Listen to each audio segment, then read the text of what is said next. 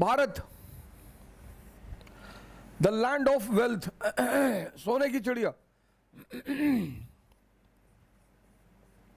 Golden sparrow. अब ये कहा गया सोने की चिड़िया, गोल्डन स्पैरो।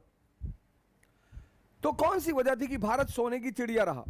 पहली वजह नेचुरल रिसोर्सेस, प्राकृतिक संसाधन, natural resources, natural fertile plain, mines, ये पहला कारण। दूसरा कारण मॉनसून। मॉनसून ने भारत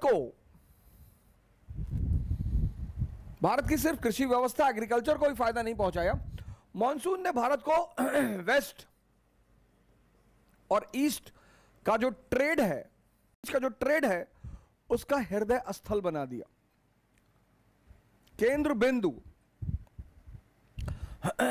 पारस ने मॉनसून की खोज की और वहीं से सी ट्रेड की कहानी शुरू हुई। अब आपकी स्टीयरिंग किसके हाथ में है? मॉनसून के हाथ में। तो आप जून के महीने में जब मॉनसून से चलोगे अरब सागर में, तो डेस्टिनेशन क्या होगा? भारत। और अक्टूबर के महीने में जब आप रिटर्न होगे तो डेस्टिनेशन क्या होगा? भारत। मॉनसून ने भारत को यूरोप और एशिया का जो ट्रेड था उसका केंद्र बिंदु बना दिया, सेंटर पॉइंट बना दिया। इसलिए आप देखोगे जैसे ही मॉनसून की खोज हुई वैसे ही दक्कन में राज्य की स्थापना भी हुई।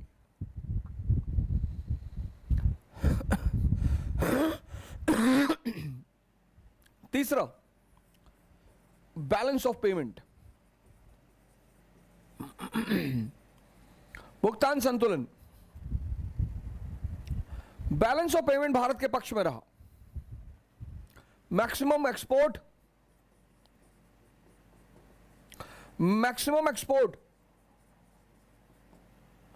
और मिनिमम इंपोर्ट,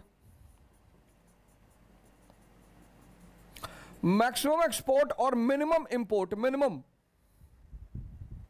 मैक्सिमम एक्सपोर्ट, हमारे सेल्फ सफिशिएंट विलेज रहे, आत्मनिर्भर ग्राम, हमें बाहर से कुछ खरीदना ही नहीं था। दो चीजें जो बाहर से विशेषकर आती थी वो भी शाही वर्ग के लिए, एक तो घोड़े आते थे और दूसरा शराब। तो भुगतान संतुलन भारत के पक्ष में रहा, बैलेंस ऑफ पेमेंट भारत के पक्ष में रहा।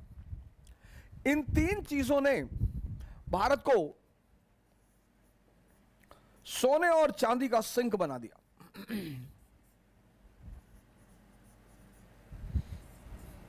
और इसीलिए भारत को सोने की चिड़िया कहा गया।